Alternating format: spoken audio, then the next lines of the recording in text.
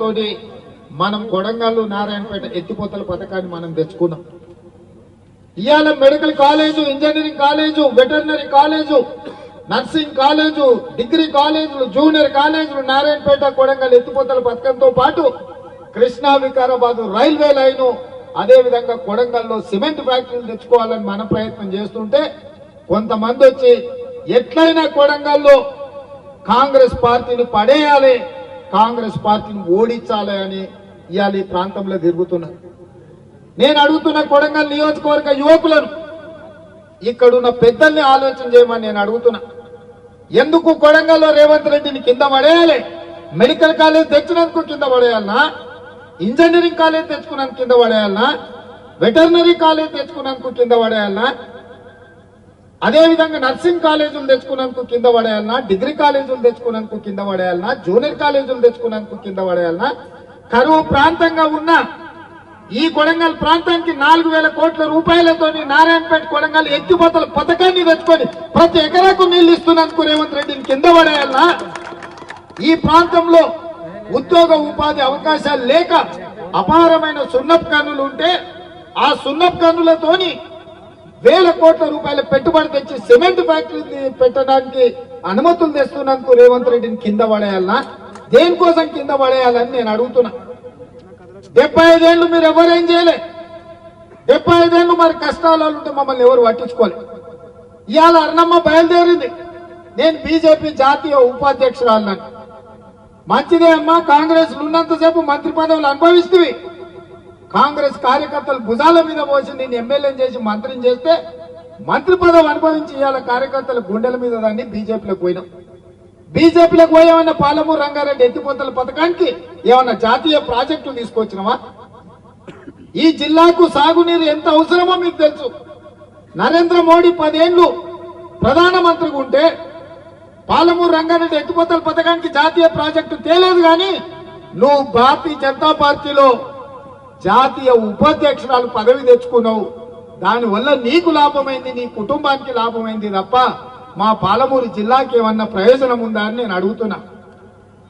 ఇవాళ భరసింహారెడ్డి అర్ణమ్మ ఎట్లన్నా చేసే కొడంగల్ తుట్టి చేయాలి, తూటు ఒడవాలి, అప్పుడే రేవంత్ రెడ్డి ఇజ్జత్ తీయాలని ఇలా కంకణం కట్టుకొని ఇట్లకెళ్ళ చీకట్ల తిరుగుతున్నాడు. ఆడొకడు ఈడొకడు ఉంటాడు, మోప అయితేనే ఉంటాడు. ఏ ఊర్లైనా అందరు మంచోళ్ళు ఉంటారా? ఎవడో ఒకడు తలమాసిన వాడు ఉంటాడు, ఎవడో ఒకడు ఎంగిల్ మెతుకులకు ఆశ పడేటోడు ఉంటాడు. అట్లాంటి వాళ్ళు కొంతమంది వాళ్ళ చుట్టూతో చేరి వాళ్ళందరూ కూడా నేను ఒక మాట చెప్పదలుచుకున్నా. ఇవాళ మన ప్రాంత అభివృద్ధి మనం అందరం కలిసికట్టుగా ఉండి రాజకీయాలకు అతీతంగా కొడంగల్ నియోజకవర్గం నుంచి 50,000 మెజార్టీ ఇచ్చి పాలమూరు పార్లమెంట్ సభ్యుడిగా వంశీచంద్రెడ్డిని గెలిపిస్తే మీ సిపాయిగా ఢిల్లీలో ఉండి పాలమూరు రంగారెడ్డి ఎత్తిపోతల పథకాన్ని జాతీయ ప్రాజెక్టుగా తేవడానికి అవసరమైతే ప్రధానమంత్రితో కొట్లాడతాడు. రాహుల్ గాంధీ గారు ప్రధానమంత్రి అయితే 1,000 కోట్ల రూపాయలు నిధులు తీసుకొచ్చి పాలమూరు జిల్లాను అభివృద్ధి చేయడానికి ఉపయోగపడతాడు. అట్లాంటి అవకాశాన్ని జారవిడుచుకుందామా? ఇవాళ వాళ్ళు వీళ్ళు చెప్పినట్టు మనం నష్టపోదామా? అదేవిధంగా కాంగ్రెస్ ఓడగొట్టాలంటూ బీఆర్ఎస్ వాళ్ళు కూడా మోపారు. నేను అడుగుతున్నా, ఎందుకు ఓడగొట్టాలి కాంగ్రెస్ ను? ఆడబిడ్డలకు ఆర్టీసీలో ఉచిత బస్సు ప్రయాణం ఏర్పాటు చేసినాక ఓడగొట్టాలనా? పేదోళ్లకు రాజీవ్ ఆరోగ్యశ్రీ ద్వారా 10 లక్షల రూపాయలు ఏ దవాఖానకు పోయినా, అపోలకు పోయినా, యశోదకు పోయినా, కామినేనికి పోయినా బాజాబ్తా నడుచుకుంటా 10 లక్షల రూపాయలు వైద్యం అందించినందుకు ఇవాళ కాంగ్రెస్ పార్టీని ఓడగొట్టాలనా?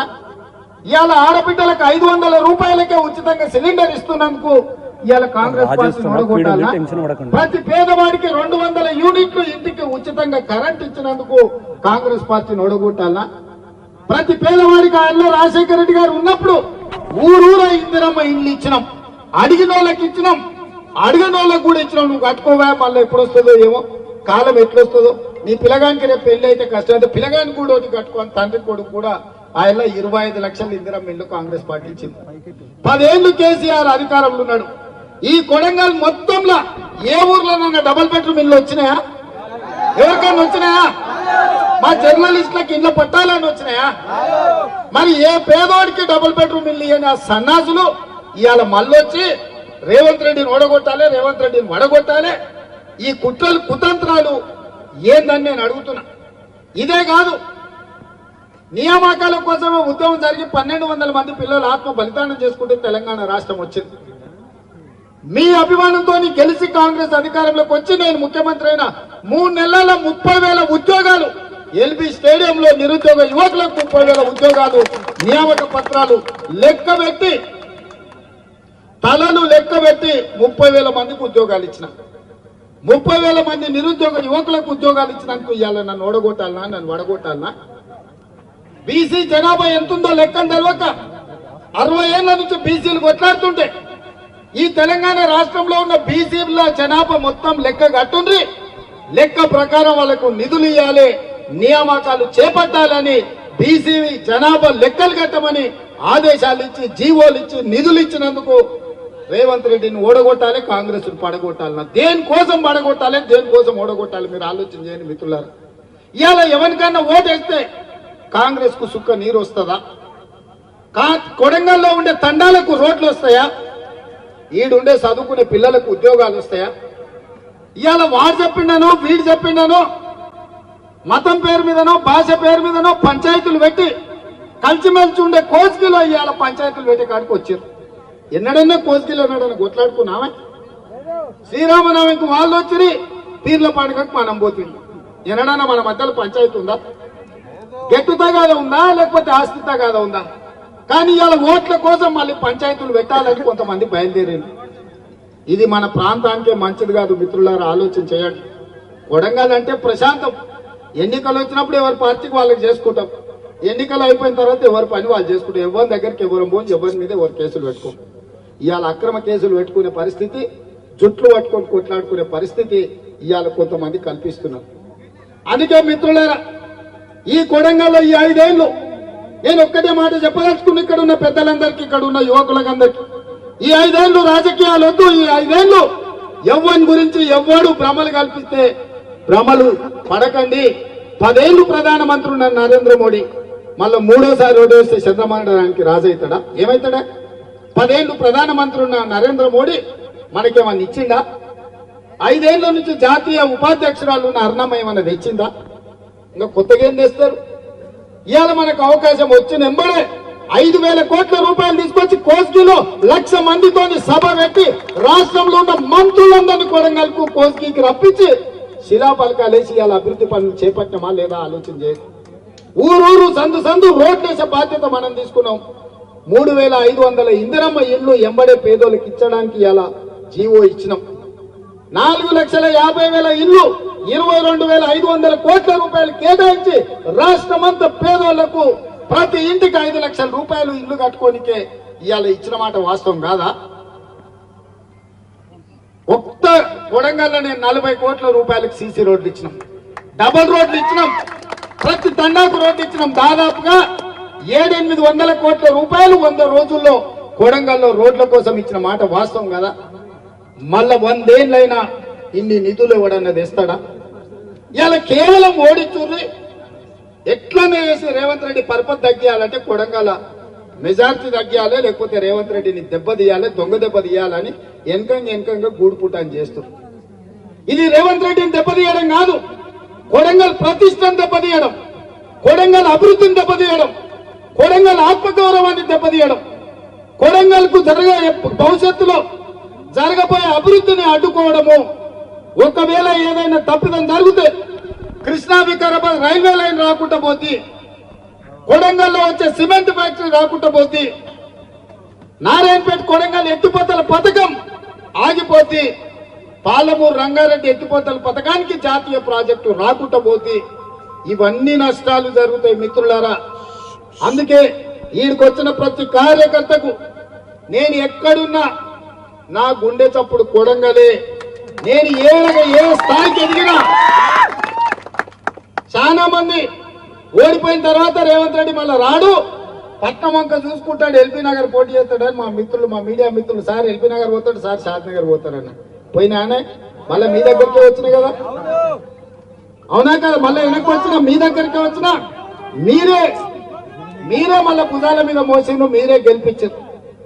అందుకే నేను మాట ఇస్తున్నా, ఈ కొడంగల్ మొత్తం దేశంలోనే ఆదర్శవంతమైన నియోజకవర్గంగా అభివృద్ధి చేసి ఇక్కడ ఫ్యాక్టరీలు తెచ్చి ఇక్కడ నిరుద్యోగులకు ఉద్యోగాలు ఇచ్చి అభివృద్ధి అంటే కొడంగల్ లాగా ఉండాలి.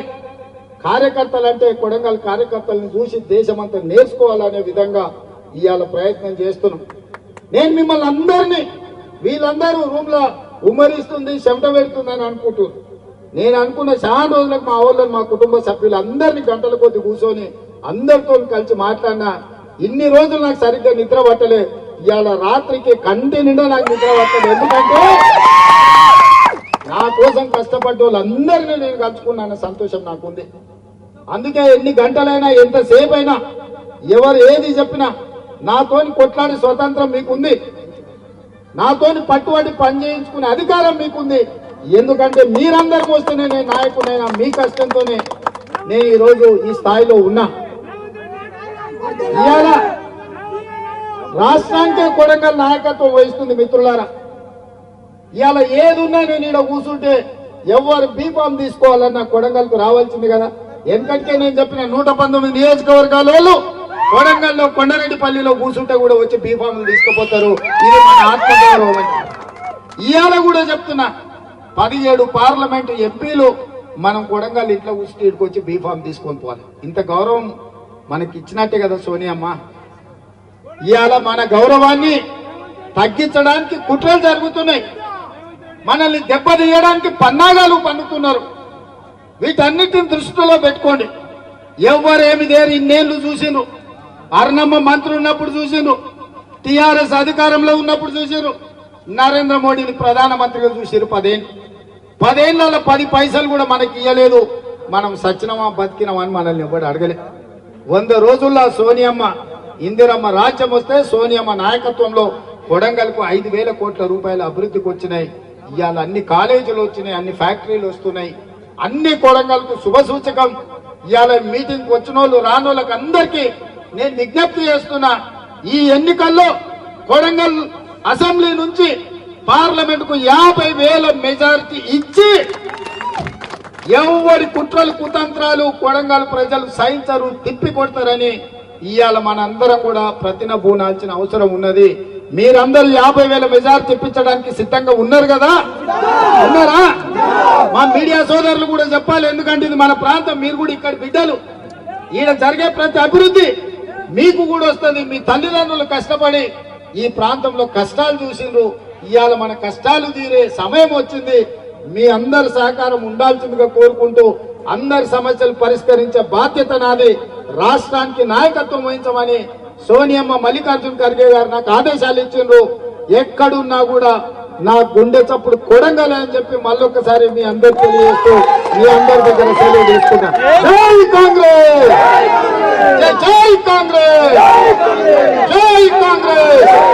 హస్తం గుర్తుకే, హస్తం గుర్తుకే. ధన్యవాదాలు మిత్రులారా.